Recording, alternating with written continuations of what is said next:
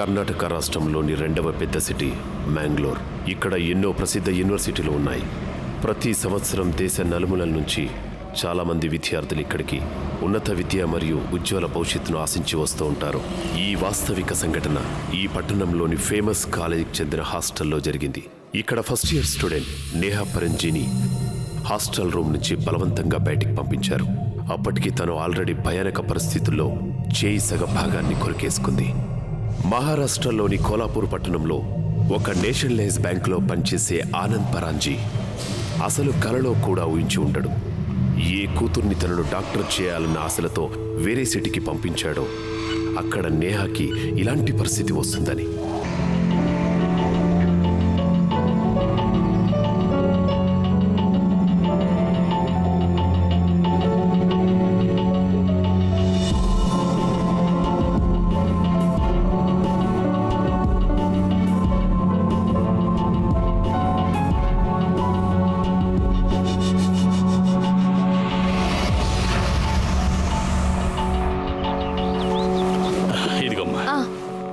నేహా, నీ బ్యాగ్స్ అన్ని జాగ్రత్తగా చూసుకో.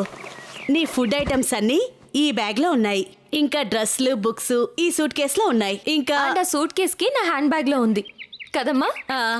ఏంటమ్మా ఎన్నిసార్లు చెప్తావు? నా గురించి ఎందుకు అంత టెన్షన్ పడతావు? టెన్షన్ పడనే అమ్మా. ఒకవేళ మీ మమ్మీ నీ గురించి టెన్షన్ పడకపోతే నేను తన గురించి టెన్షన్ పడాలి. నా మీద ఎన్ని జోక్స్ వేసుకుంటారో వేసుకోండి, కానీ ఒకటి మాత్రం నిజం, నేను గనక లేకపోతే మీరిద్దరు ఏమీ చేయలేము. మాకు తెలుసు మమ్మీ.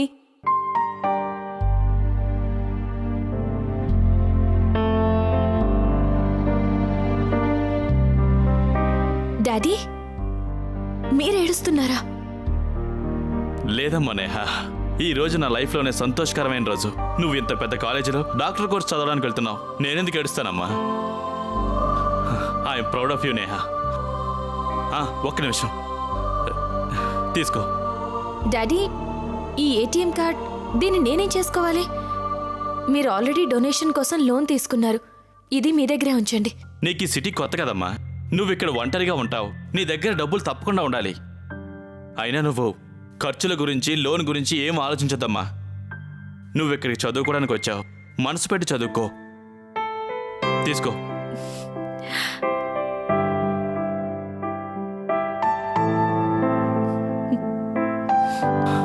సంతోషంగా ఉంటావు.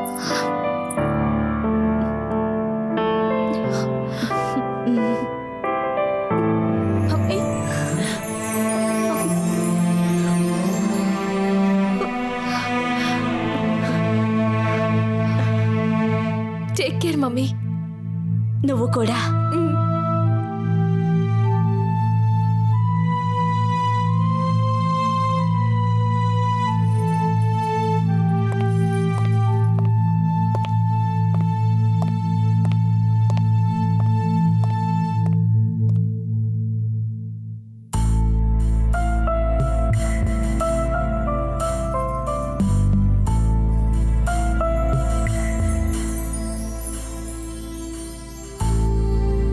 ఆ రోజు నేనెప్పటికీ మర్చిపోలేను. నేహా కాలేజ్ గేట్లో ఇంచి లోపలికి వెళ్తుంటే నేను, వాళ్ళ డాడీ, మేమిద్దరం చాలాసేపటి వరకు అక్కడే నిలబడ్డాం. మేం చాలా ఆనందంగా ఉన్నాం. మా కూతురు మా కలల్ని నెరవేర్చడానికి వెళ్తుందని. కానీ మాకప్పుడు తెలియలేదు, తను కలల కన్నా ఆ కొత్త ప్రపంచం తనని మాకింత దూరం చేస్తుందని.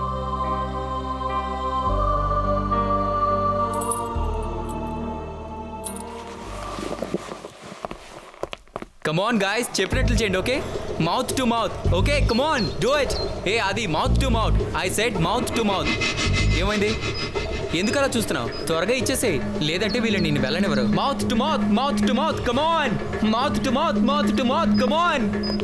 ఇట్స్ ఓకే విక్రమ్, వదిలే. చూడు, నువ్వు మధ్యలో మాట్లాడదు, అర్థమైందా? రే అటు చూడండి రా, జూనియర్. చాలరా, ఇంకా ర్యాగింగ్ వద్దు. రే, ఇంత అందమైన అమ్మాయిని ఎవరైనా ర్యాగింగ్ చేస్తారా?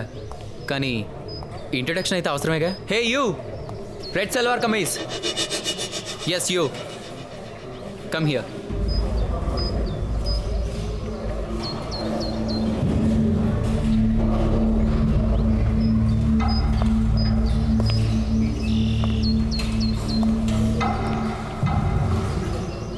Watts your name? Miss red salwar kameez. ఇంతకు ముందు నువ్వు ఇదే పేరుతో కదా నన్ను పిలిచా? Mister black jacket. Attitude. Engineering or medical? Medical. సరే డాక్టర్ గారు, name the 3 kinds of tumour. ఈ కాలేజ్లో ఒక పెద్ద లైబ్రరీ ఉంది. అక్కడికి వెళ్ళి ట్యూమర్ బుక్తో పాటు ఇంకోటి కూడా చదవడం మర్చిపోకు, న్యూస్ పేపర్. ఎందుకంటే మేబీ నీకు తెలియకపోవచ్చు, ర్యాగింగ్ ఈజ్ బ్యాడ్. అండ్ నేను ఇచ్చే ఒక్క కంప్లైంట్తో ఆన్ ద స్పాట్ నువ్వు కాలేజ్ నుంచి బయటకు వెళ్ళిపోతావు.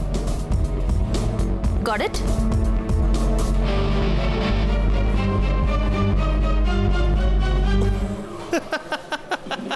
ఎందుకు రన్ అవుతున్నావు? అరే యార్, నవ్వకుండా ఏం చేయమంటావు? నువ్వు జూనియర్తో అలా మాట్లాడితే తను ఏం చేస్తుంది చెప్పు? నీకు చాక్లెట్ తినిపిస్తుందా? ఈ జూనియర్కి ఖచ్చితంగా గుణపాఠం నేర్పాల్సిందేరా. ఇలాంటి అమ్మాయిలకి కరెక్ట్ లెసన్ ఒకటే, 302.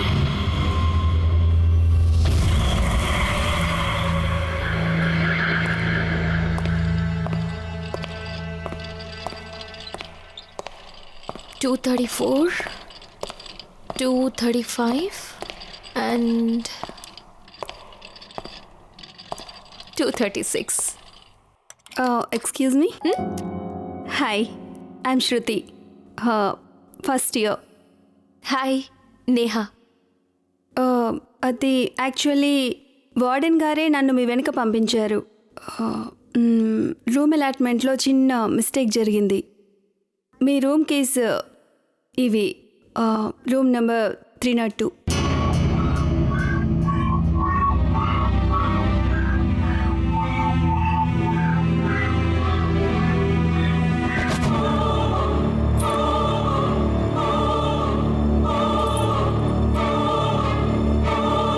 Thank you.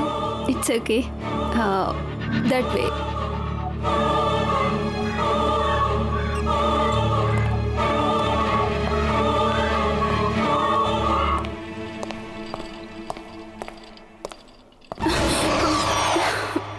You scared me. Very good. Thanks. ఎవరైనా ఎప్పుడైనా నేను ర్యాక్ చేయాలని ప్రయత్నిస్తే వాళ్ళకి చెప్పు, నువ్వు ఈ విక్రమ్ ఫ్రెండ్ అని. Thank you. ఇప్పుడు దానికి తెలుస్తుంది ఈ విక్రమ్తో పెట్టుకుంటే ఏం జరుగుతుందో.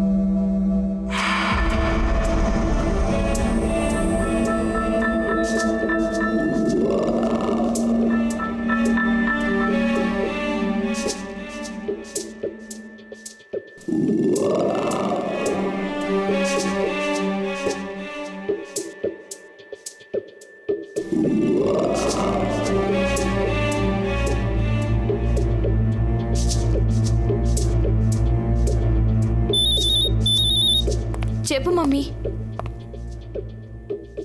Room? Not bad. ఆయన హాస్టల్ అంటే ఇల్లులాగా నీట్గా ఉండదు కదా. Okay bye.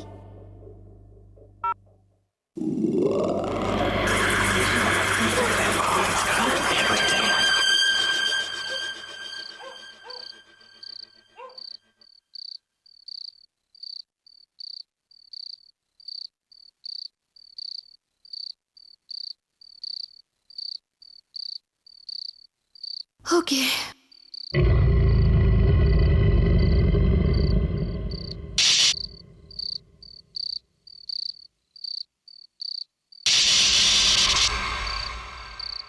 ఈ హాస్టల్ వాళ్ళు ఉన్నారే, ఫీజులు మాత్రం భారీగా తీసుకుంటారు, రూములు మాత్రం చండాలంగా ఉంటాయి.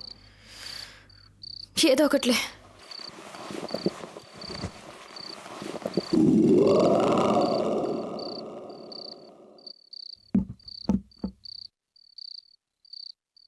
బాబా, మా అమ్మ నాన్నల్ని జాగ్రత్తగా చూసుకో. నేను లేకుండా వాళ్ళు ఎప్పుడూ ఉండలేదుగా, అందుకని.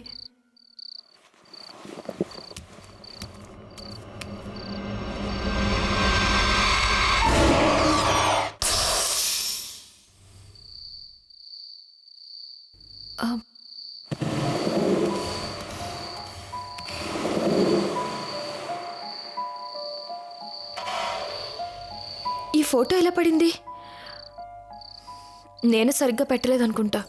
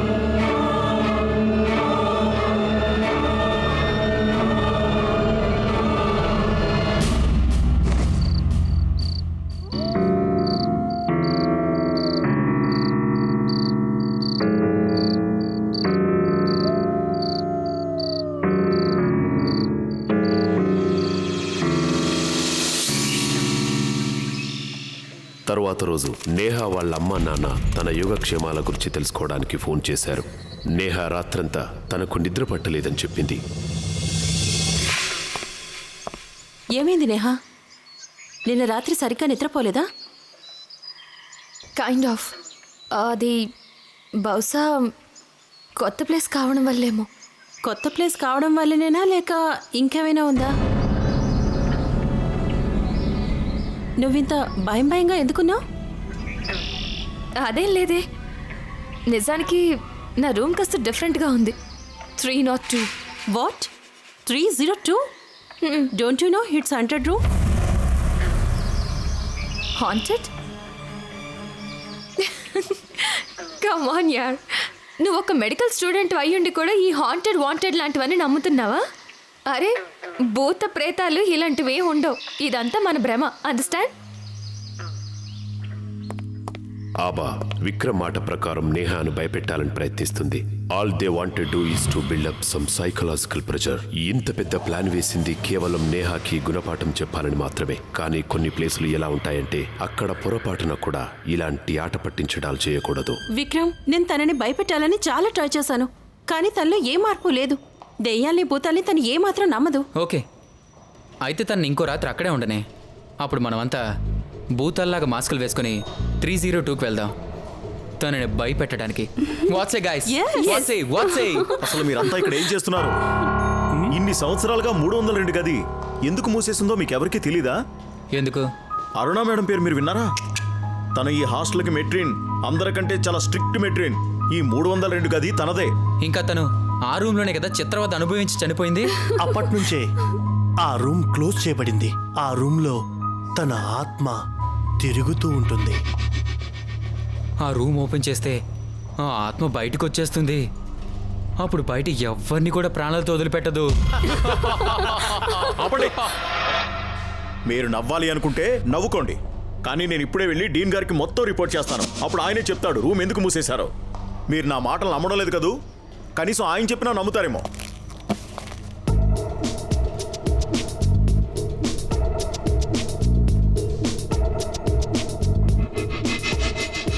నువ్వు అసలు ఏమీ వెళ్ళలేదు, నీకిప్పుడు ఏమీ తెలీదు కూడా. ఎన్ని రోజులు నువ్వు ఆ రూమ్ వైపు ఎలా అయితే వెళ్ళలేదో అలాగే ఈరోజు కూడా వెళ్ళొద్దు. ఓకే.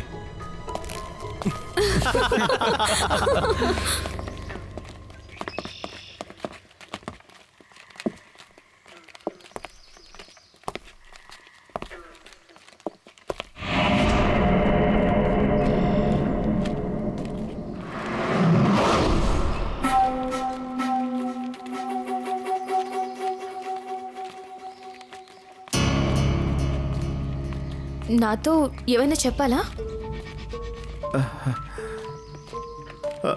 ఏం లేదు, ఏం లేదు.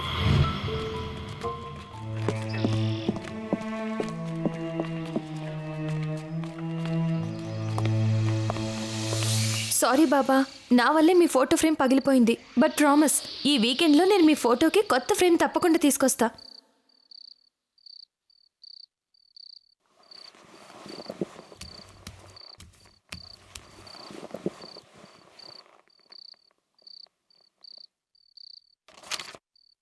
Other than the 5 senses, human brain have another sense. That is 6th sense.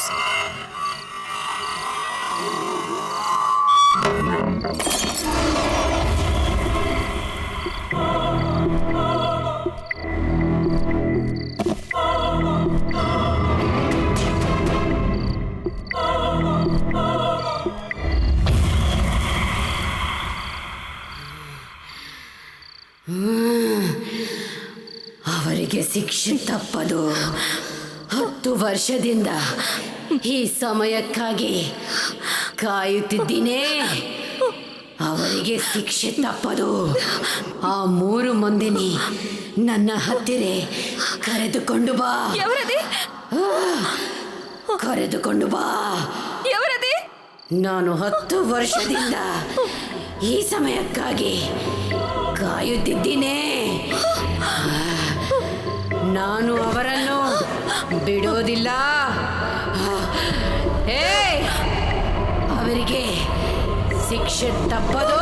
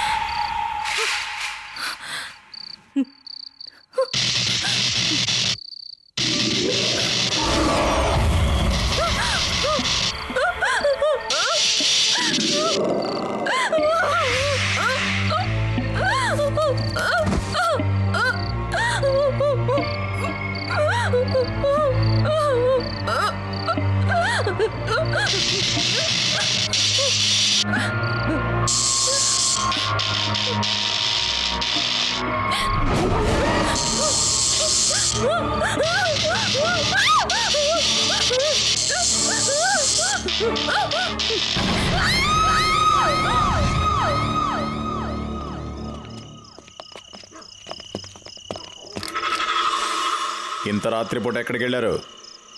సినిమాకి.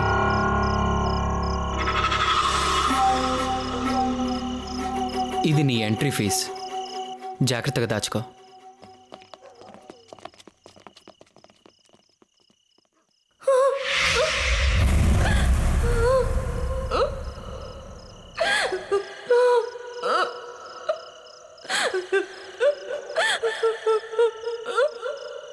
ఎవరది? ఏడుస్తుంది ఎవరు?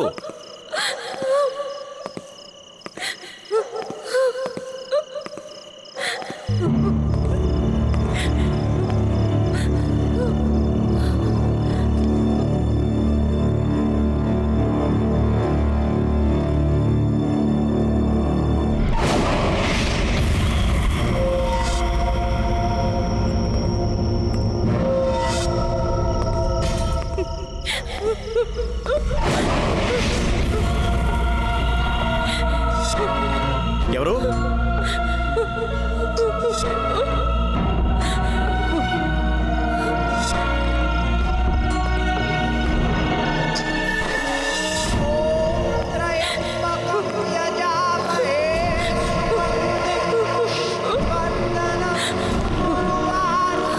ఏడుస్తుంది ఎవరు?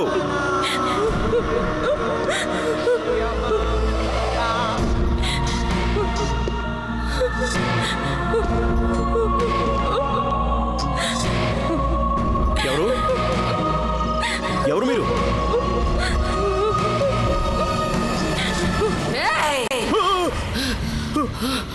ಆ 3 ಮಂದಿನಿ ನನ್ನ ಹತ್ತಿರ ಕರೆದುಕೊಂಡು ಬಾ. ನಾನು 10 ವರ್ಷದಿಂದ ಈ ಸಮಯಕ್ಕಾಗಿ ಕಾಯುತ್ತಿದ್ದೇನೆ. మెట్రిన్, నువ్వు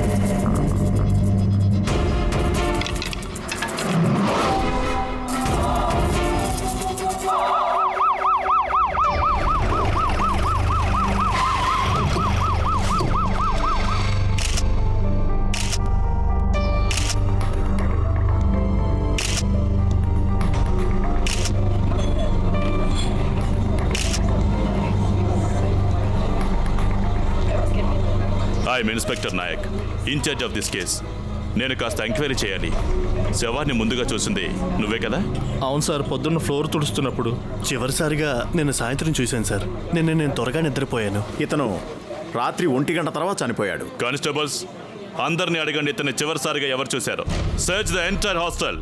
మీరు నాతో రండి.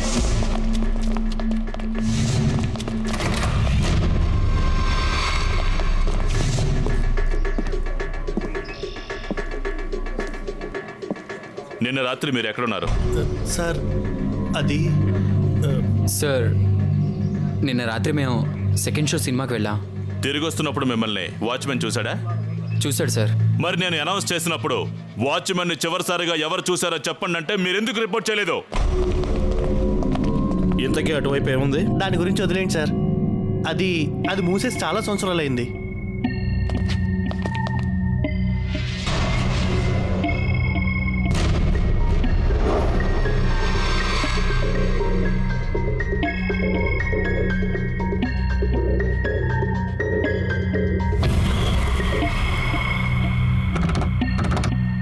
ఇదేంటి క్లోజ్ చేసింది? లోపల ఎవరో ఉన్నట్టున్నారు. మేము నిజం చెప్తున్నాం సార్. మేము లోపలికి రావడం కోసం వాచ్మెన్కి డబ్బులు కూడా ఇచ్చాం, అంతే తప్ప మాకు ఇంకేం తెలియదు సార్. సార్ రూమ్ నెంబర్ 302లో ఏదో సౌండ్ వస్తుంది సార్. ఎక్కడ? ఇటువైపు. ఇక్కడికి అంబులెన్స్ ఇంకా రాలేదేంటి? త్వరగా పంపించండి.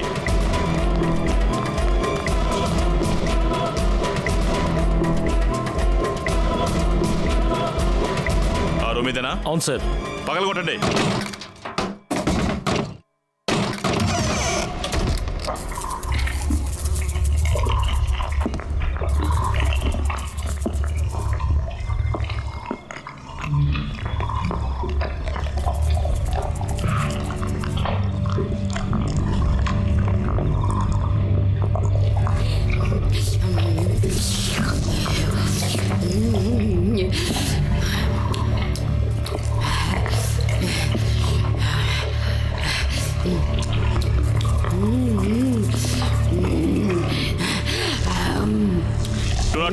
లేడీ కానిస్టేబుల్స్ ని పంపించు.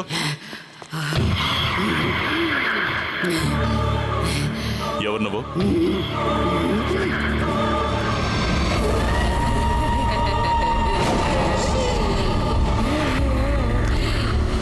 మై గాడ్, నానే వాచ్మెన్ అనుకోండి. తనని తీసుకెళ్ళండి. నేను వదిలిపెట్టను.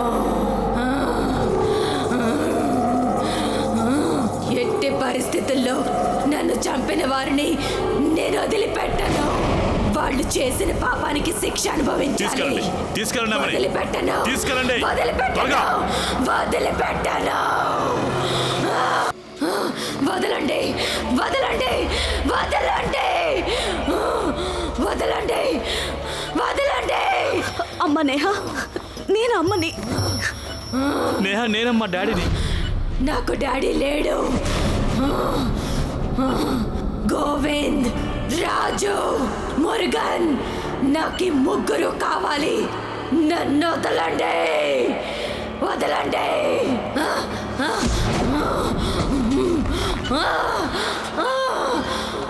ఇన్స్పెక్టర్ నాయక్ నేహా వాళ్ళ అమ్మా నాన్నలతో చెప్పాడు. నేహా వాచ్మెన్ని దారుణంగా హత్య చేసిందని. వాళ్ళు నమ్మలేకపోయారు. ఎక్కడో ఇన్స్పెక్టర్ నాయక్ కూడా అనుమానం ఉంది, ఈ హత్య చేసింది నేహా కాదని. కానీ సాక్ష్యాలన్నీ తనకు వ్యతిరేకంగా ఉన్నాయి. వాచ్మెన్ బాడీపై ఆమె ఫింగర్ ప్రింట్స్, అలాగే పళ్ళతో అతన్ని గట్టిగా కొరకడం, ఇవన్నీ హత్య జరిగిన ప్రాంతంలో దొరికాయి. అంతేకాక స్వయంగా నేహా కన్నడంలో ఈ విషయం చెప్పింది, తానే వాచ్మెన్ని హత్య చేశాను అని. మా కూతురు మానసిక వ్యాధికి లోనైంది. నాకు విషయంలో మాత్రం చాలా కంగారు కలిగింది. తను అలా కన్నడ భాషను అంత బాగా ఎలా మాట్లాడుతుంది? నేనెప్పుడూ తనకు ఆ భాష నేర్పలేదు. తనకి కన్నడ మాట్లాడే స్నేహితులు కూడా లేరు. నాకు అర్థం కానిది, ఎలా ఒక సాధారణ అమ్మాయి తనకంటే బలమైన మనిషిని చంపగలిగింది అని. తన కూతురు కండిషన్ చూసి వాళ్ళ అమ్మా నాన్నలు కూడా తన మీద అనుమానం వచ్చింది. వాళ్ళిద్దరూ స్వయంగా నాతో చెప్పారు, వాళ్ళ కూతురు నేహలా తను కనిపించట్లేదని. ఇన్స్పెక్టర్ నాయక్ ఈ విషయం ముందే తెలుసు. ఒకవేళ ఈ కేసులో ఏవైనా సాక్ష్యాలు దొరికే వీలుందంటే అది కాలేజీ నుంచేనని. నాయక్ తన శక్తి మేరకు ఎంక్వైరీ పెట్టాడు. విక్రమ్ రాజులు చివరికి ఒప్పుకున్నారు, నేహాను 302 గదిలోకి పంపింది తామేనని.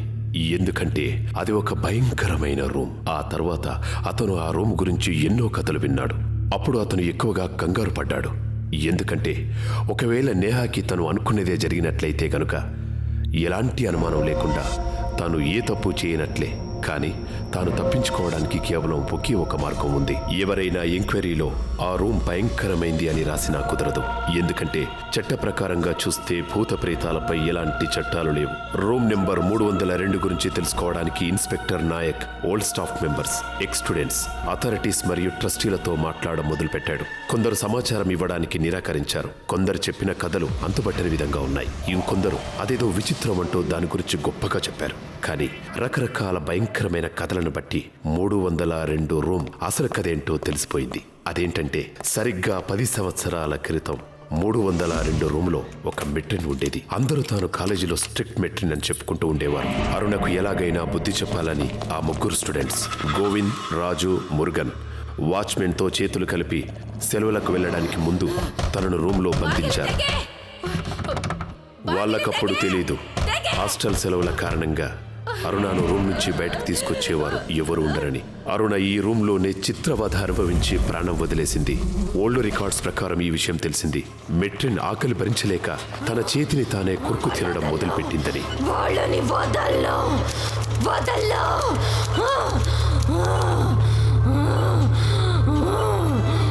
నేహాపై ఇప్పుడు ఏ థెరపీ కానీ ఏ మెడిసిన్ కానీ ప్రభావం చూపట్లేదు. She's getting out of control. I think తనకి షాక్ ట్రీట్మెంట్ ఇవ్వక తప్పదు.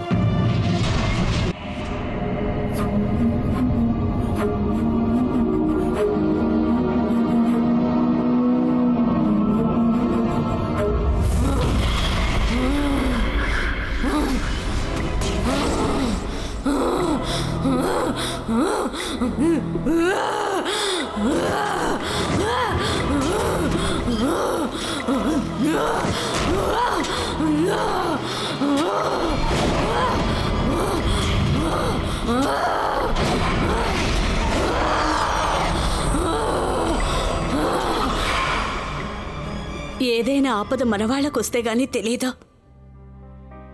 ఒక అమ్మకి మాత్రమే తెలుసు తన బిడ్డ ఎంత బాధపడుతుంది అన్నది. నేహా వాళ్ళ నాన్న మంత్రగతిని పిలవడానికి ఎంతమాత్రం ఒప్పుకోలేదు. కానీ నేనే ఆయన్ని బలవంతంగా ఒప్పించాను.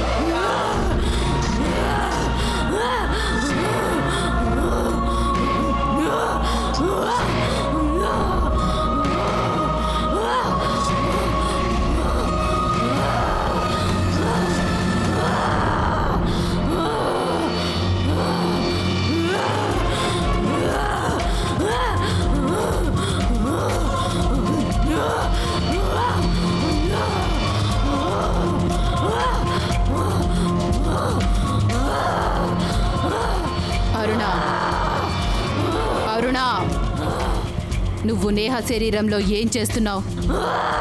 అది నువ్వు ఉండాల్సిన చోటు కాదు. నువ్వు తనని ఖచ్చితంగా వదిలేయాలి.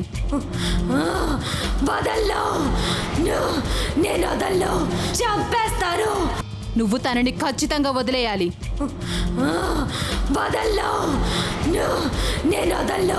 చంపేస్తాను.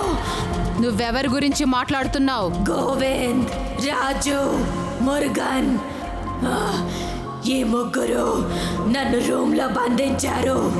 వాళ్ళ వల్లే నేను చనిపోయాను. నేను వదలను. వాచ్మ్యాన్ని కూడా చంపేశాను. ఈ ముగ్గురిని కూడా వదిలిపెట్టను. కానీ ఇందులో నేహ చేసిన తప్పే ఉంది. తను నీకేం హాని చేసింది? ఒకవేళ నువ్వు తనని వదలుకుంటే తను చనిపోతుంది. నువ్వొక అమాయకురాల్ని చంపడం వల్ల ఎప్పటికీ ముక్తిని పొందలేవు. ముక్తి కాదు, ప్రతీకారం. నువ్వంతగా కోరుకుంటే నేను నేహాను వదలాలంటే నువ్వు ఆ ముగ్గురిని తీసుకురా. లేదంటే లేదంటే లేదంటే నేను నేహా. సరే, నువ్వు కోరుకున్నదే జరుగుతుంది. నువ్వన్నట్టుగానే నేను ఆ ముగ్గురిని నీ ముందుకి తీసుకొని వస్తాను.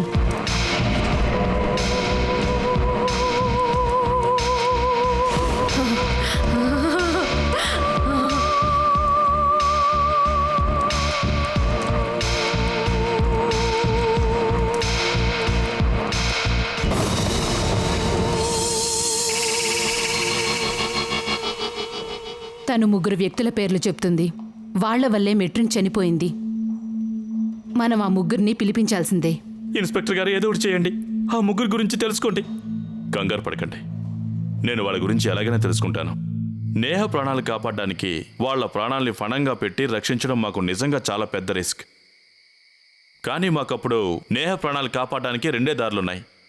ఒకటి, ఆ నలుగురిని రక్షించాలంటే ఆ ముగ్గురిని తన ముందుకు తీసుకురావాలి.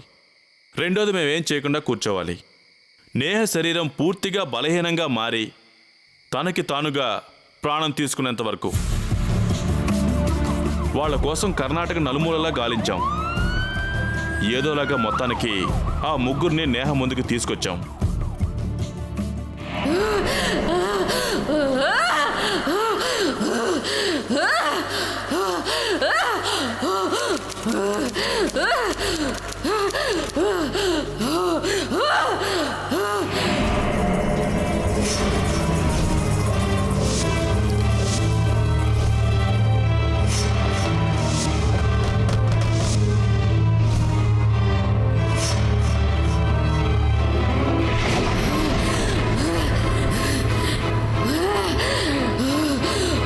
ಗೋವಿಂದ್, ರಾಜು, ಮುರುಗನ್, ನೀವು 3 ಮಂದಿ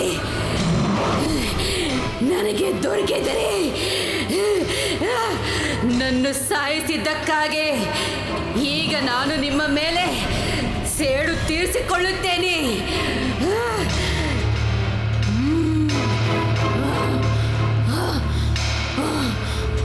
ప్లీజ్ ప్లీజ్ మేడం, మమ్మల్ని క్షమించండి. క్షమించను. మీలాంటి వాళ్ళని నేనెప్పటికీ క్షమించను. వాళ్ళని వదిలే అరుణా. దేవుడు కూడా వాళ్ళు చేసిన తప్పుకి శిక్ష విధించాడు.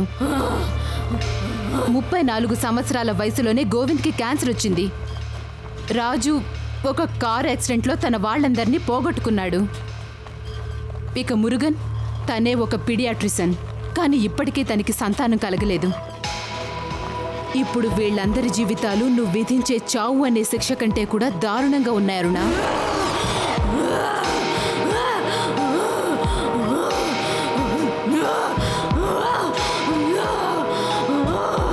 Please forget this.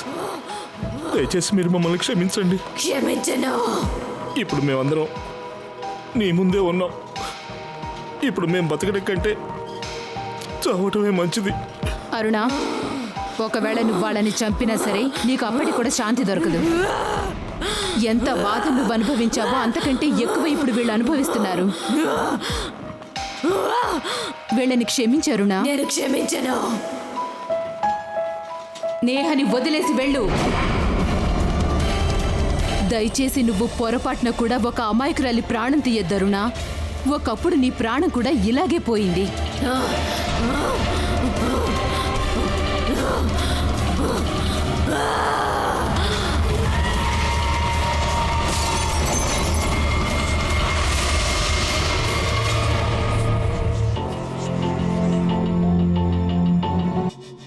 నేహ తన పేరెంట్స్తో పాటు తిరిగి ఇంటికొచ్చేసింది.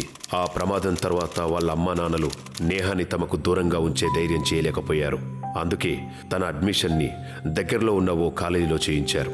ఇంతకు ముందులాగా ఉండడానికి నేహ మరియు తన పేరెంట్స్ ఎంతగానో ప్రయత్నిస్తున్నారు. కానీ ఎవరైనా సరే జీవితంలో అలాంటి భయంకరమైన సంఘటన చూశాక బహుశా ఆ సంఘటన నీడ నుంచి తప్పించుకు వెళ్ళడం అంత సులభం కాదు.